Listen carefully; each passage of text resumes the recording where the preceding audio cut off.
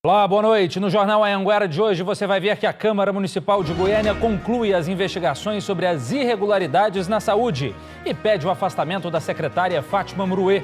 Os vereadores querem ainda o indiciamento do prefeito Iris Rezende e do secretário estadual de saúde Leonardo Vilela.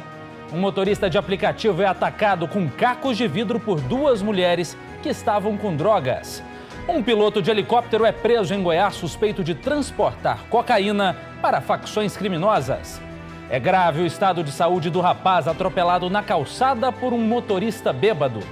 E ainda, você vai saber como conseguir o perdão de multas e juros nas contas de energia que estão atrasadas.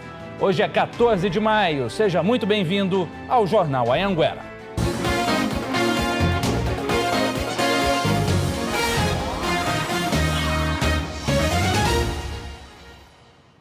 A você de casa, muito obrigado pela companhia. A gente começa a semana te mostrando que um motorista de aplicativo foi vítima de duas passageiras. Para assaltar o motorista, as mulheres o feriram com cacos de vidro.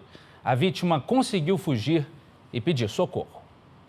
O motorista foi atendido na UPA do Itaipu. Levou 3 pontos na cabeça e estava cheio de cortes provocados pelos golpes com caco de vidro, que, segundo ele, estavam com Jaqueline Costa de Carvalho, de 22 anos.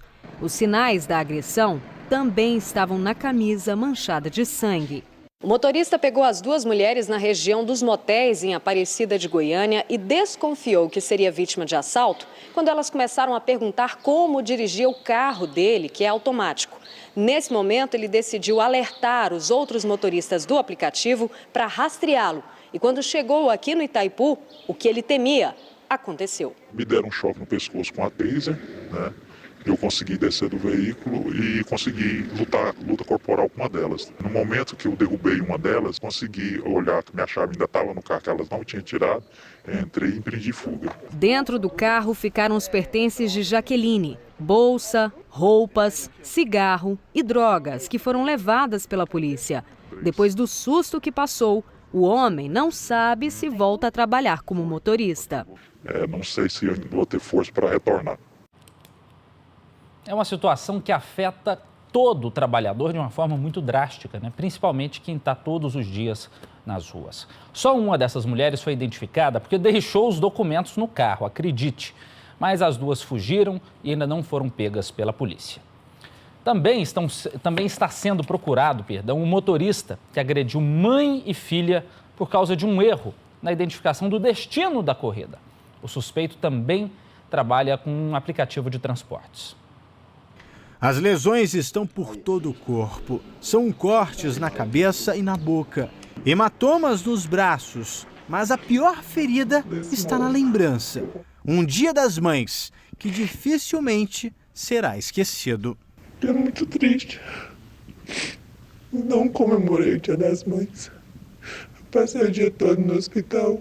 São sequelas das agressões que sofreu do motorista de carro de um aplicativo na madrugada de sábado para domingo. Ele me puxou de dentro do carro, me jogou no chão. No que eu fui para tomar minhas coisas, ele pegou e me deu um murro. Acho que com um murro que eu caí, bati a cabeça.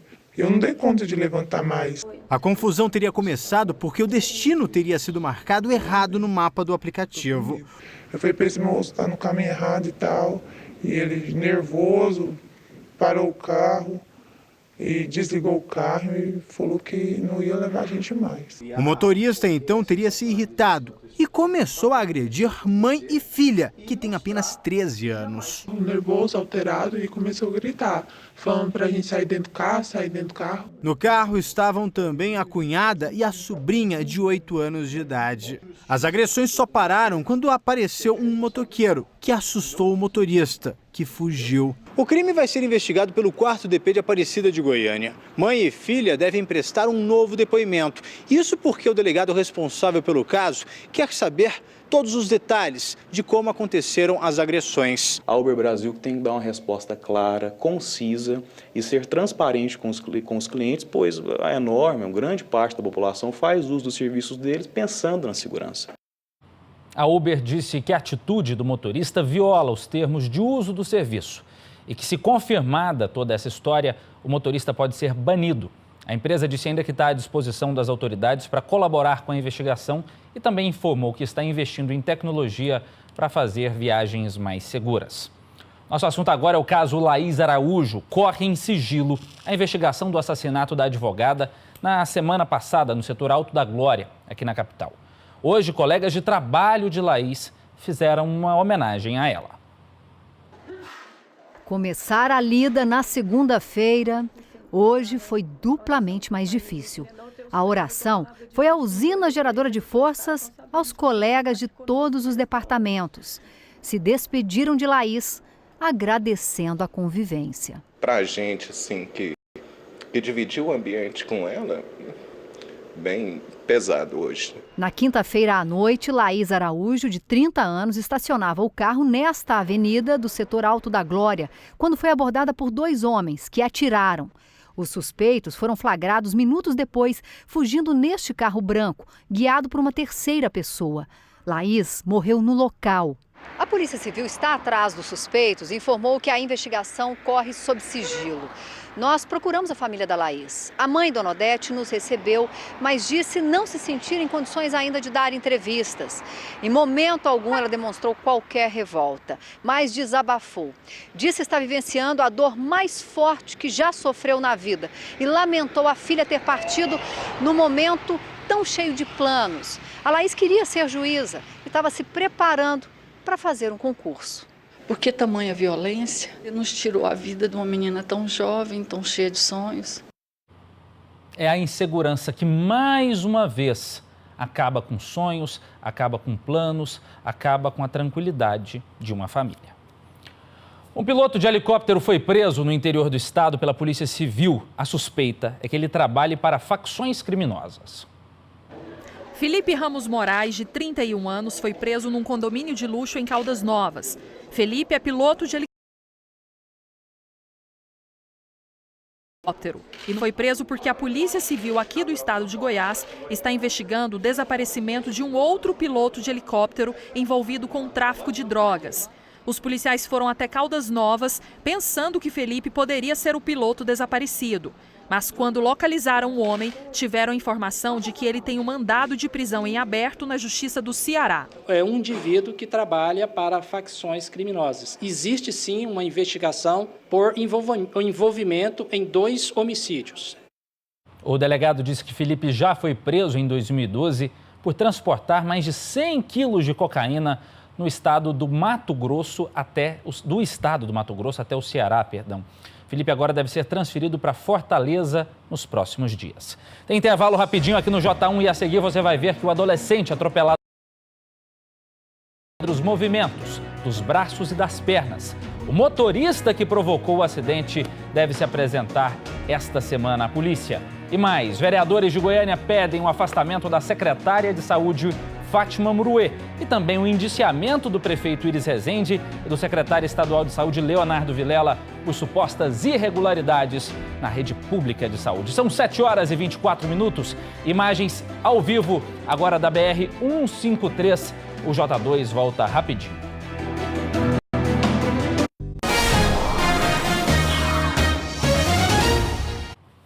Estou de volta. Foi apresentado hoje na Câmara Municipal de Goiânia o relatório da Comissão de Vereadores que apura supostas irregularidades na saúde pública. Esse relatório deve ser votado ainda esta semana. Nele, os vereadores pedem o indiciamento de 31 pessoas e também o afastamento da secretária de Saúde de Goiânia, Fátima Muruê. O relatório final da comissão tem quase 300 páginas e pede o afastamento do cargo e indiciamento da secretária municipal de saúde, Fátima Muruê. Segundo os vereadores, ela cometeu improbidade administrativa e lesão corporal.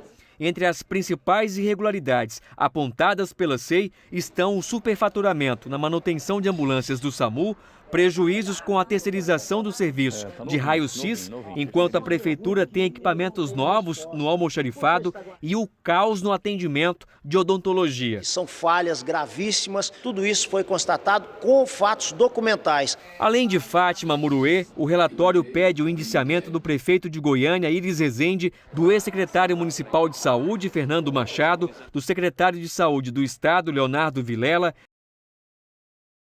empresários e donos de 11 hospitais conveniados com a prefeitura por selecionar pacientes menos graves para ocupar leitos de UTI. Fica muito claro que está havendo seleção de pacientes por um problema de lucro. Realmente é a situação extrema. As pessoas que não têm acesso à UTI geralmente têm como consequência a morte. A SEI investigou o caos na saúde no período de 2010 até agora. Foram 6 meses de trabalho, 30 inspeções em unidades de saúde e prestadores de serviços. O relatório ainda precisa ser votado na próxima sexta-feira e, caso seja aprovado, os pedidos de indiciamento serão encaminhados ao Ministério Público Estadual e Ministério Público Federal, que podem ou não oferecer denúncia contra os indiciados. Órgãos de controle, como os tribunais de contas dos municípios, do Estado e da União, também vão receber uma cópia do relatório, que propõe ações para resolver ou, pelo menos, tentar diminuir os problemas na saúde pública em Goiânia. A Prefeitura de Goiânia disse que tanto em relação ao pedido de indiciamento do prefeito Iris Rezende, quanto ao pedido de afastamento da secretária Fátima Muruê, só vai falar depois que o relatório for votado no plenário da Câmara. Já o ex-secretário de Saúde da capital, Fernando Machado, diz que todos os processos que envolvem os contratos citados pela comissão foram aprovados e certificados pelos órgãos de controle da Prefeitura e que está à disposição para esclarecimentos. Já o secretário de Saúde do Estado, Leonardo Vilela, disse que foi à Câmara quando convidado em abril e que prestou todos os esclarecimentos. Segundo ele, como a SEI não tem jurisdição sobre a autoridade estadual, vai tomar as medidas judiciais cabíveis se for de fato indiciado. E olha essa história, é grave o estado de saúde do adolescente que foi atropelado numa calçada em Anápolis. O motorista, que segundo testemunhas estava bêbado, fugiu sem prestar socorro. Batendo seu filho, nem mediu socorro, deixou ele lá, ainda saiu, ainda foi comprar mais bebida para beber, para divertir, gente, isso é dor. O desabafo é de uma mãe que tem o filho entre a vida e a morte. Itamar Gomes e Silva Júnior, de 17 anos, foi atropelado na tarde de sábado no bairro Copacabana, região sul de Anápolis. Ele voltava do trabalho e estava na calçada quando foi atingido. No asfalto ficaram as marcas dos pneus. O condutor fugiu sem prestar socorro. Foi a Dayana que chamou o SAMU. O carro provavelmente vinha em alta velocidade e nisso que bateu no rapaz, o carro ainda provavelmente bateu um pouco naquela parte da calçada e fugiu. Itamar Júnior foi trazido aqui para o Hospital de Urgências de Anápolis, onde continua internado em estado grave. Ele teve traumatismo craniano e está inconsciente. Segundo a família, os médicos disseram que ele vai ficar tetraplégico. No carro estariam 3 homens. Um dos passageiros, Wagner Mendes de Jesus, prestou depoimento no final de semana e contou que o motorista se chama Marcos André e que estava dirigindo a 120 km por hora, fazendo zigue-zague de propósito na rua quando atropelou Itamar Júnior. Ele ainda disse que teriam comprado bebidas alcoólicas pouco antes do atropelamento. Até agora, o motorista não se apresentou à Polícia Civil. A simples postura de fugir do local sem prestar socorro e a lesão gravíssima que essa vítima, esse pedestre, sofreu, no mínimo ele vai responder por uma lesão corporal culposa qualificada. Itamar é filho único e a família agora clama por justiça. Quer justiça das autoridades, que façam uma força para não ocorrer com outra pessoa. Faltam adjetivos para qualificar uma história como essa. Se for confirmada toda essa situação, é uma dupla covardia. O motorista dirigindo bêbado, atropela um adolescente e foge sem prestar socorro. Não tem amor nem à própria vida, que dirá a do próximo. O advogado do motorista e do outro passageiro entrou em contato com o delegado responsável pelo caso e disse que os rapazes vão se apresentar ainda esta semana. É mais do que a obrigação. Vamos falar de outro absurdo. Uma rodovia federal pontos de exploração sexual infantil do país. Quem conta pra gente os detalhes desse caso é a Patrícia Bringel. Boa noite, Patrícia. Olá, Matheus. Boa noite a todos. Nós falamos que a BR-153, que liga Brasília a Belém, tem um bom trecho aí passando pelo estado de Goiás. Só nesse trecho goiano, a PRF identificou 37 pontos vulneráveis, ou seja, que apresentam maior risco para a exploração sexual de crianças e adolescentes. São pontos como postos de combustíveis, dormitórios, casas de shows, bares. A PRF fez esse mapeamento no Brasil inteiro. São mais de 2.400 pontos espalhados pelo país. O estado do Ceará lidera esse ranking nacional e o estado de Goiás, infelizmente, vem em seguida, em segundo lugar aí, em pontos mais críticos para a exploração, violência contra a criança e adolescente. Esse mapeamento é feito, Matheus, justamente para endurecer a fiscalização, ações preventivas por parte da polícia nesses locais. Obrigado pelas suas informações, Patrícia. Feito o mapeamento, a gente espera agora justamente o combate, né? Boa noite. Intervalo rapidinho e a seguir as informações ao vivo sobre o perdão de juros e multas das contas de energia que você tem atrasadas, meu amigo. E ainda, o comércio derruba preços de vários produtos em protesto contra a carga pesada dos impostos.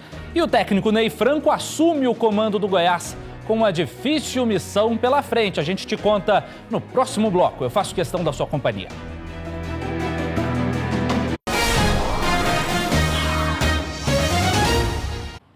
Me conta uma coisa, você tem noção de quanto paga de imposto em cada produto que leva para casa? Muito bem, empresários aqui de Goiânia estão fazendo uma campanha para chamar a atenção do consumidor sobre essa elevada carga tributária do Brasil. O Davidson estava olhando um presentão para o filho. O carro agradou, mas o pai ficou desanimado ao saber que grande parte do valor do veículo é só de imposto. Se fosse pelo menos bem aplicado na saúde, na segurança, eu não falava nada, mas eu acho que os impostos que nós estamos pagando hoje no Brasil está sendo jogado no lixo. E que tal poder ter a chance de comprar um carro popular novinho? Durante o feirão, um veículo como este será vendido com desconto total. O valor, que hoje é de R$40 mil, vai cair para pouco mais de 28 mil. É realmente mostrar no dia a dia os produtos que a dona de casa, que todos nós, né, compramos e visualizar a carga tributária disso. Até o fim de semana, várias lojas, como restaurantes e panificadoras, vão vender produtos com desconto de impostos. Hoje foi a vez do pãozinho francês. No final do contexto aí, acaba tendo uma economia bem razoável. Em Goiânia, o feirão do imposto vai até sábado. A lista completa dos locais com produtos mais baratos está lá no g1.com.br/Goiás. E a gente continua falando com a Ludmila Rodrigues. O nosso assunto também é economia, porque ela tem uma notícia boa para quem está com as contas de energia atrasadas. A Enel, a antiga Celg, né, Lud, está negociando o pagamento dessas dívidas, oferecendo perdão de juros e multas. Ludmila Rodrigues, boa noite. Como é que é essa história? Boa noite, Matheus. Boa noite para o pessoal de casa que nos acompanha. Essa oportunidade de negociação vai de hoje até o dia 30 de maio. Como você já adiantou, o cliente ele tem acesso ao parcelamento das faturas vencidas que estejam há mais de 90 dias e o valor da dívida não pode ultrapassar R$100 mil. Essa oportunidade é para todo o estado de Goiás e essa negociação ela pode ser feita presencialmente nas agências do VaptVupt, de onde a gente fala, por exemplo, dentro de um shopping em Aparecida de Goiânia, ou pelo telefone. Se o pessoal de casa quiser anotar o telefone, olha só, 0800 62 0196, 0800 62 0196. E o horário de atendimento é variado. Tem agência de atendimento que vai das 7 da manhã às 7 da noite ou das 8 da manhã às 8 da noite, Matheus. Obrigadão, Lud. Boa noite para você. Agora o futebol. O Goiás apresentou hoje um novo técnico para tentar, espantar a crise. Vila e Goiás continuam em lados opostos na classificação da Série B. Nenhum dos times goianos fez gol nesta rodada da Série B. Menos mal para o Vila, que empatou com a Ponte Preta no Serra Dourada e divide a liderança com Fortaleza. 13 pontos em 15 disputados. Fortaleza que em casa atropelou o Goiás na estreia do técnico Ney Franco, 3-0. a 4ª derrota do Goiás. Antepenúltimo colocado da Série B com apenas 1 ponto. Em 45 anos de história, o Goiás nunca começou tão mal um campeonato brasileiro, incluindo Série A. Ney Franco terá muito trabalho para dar uma nova cara à equipe. O treinador mineiro, que já conquistou títulos pelo Flamengo, São Paulo e Seleção Brasileira Sub-20, foi apresentado hoje à tarde. A meta curta agora é jogar bem, montar uma equipe competitiva e ter a capacidade aí de ganhar, né, fazer valer o mando de campo dos 2 próximos jogos diante do Guarani e diante do Boa. Bom, e o J2 fica por aqui, que a nossa semana seja tranquila, seja com boas notícias. É o que eu desejo para você. Uma boa noite, muito obrigado pela companhia, pela audiência de sempre e, é claro, até amanhã. Tchau.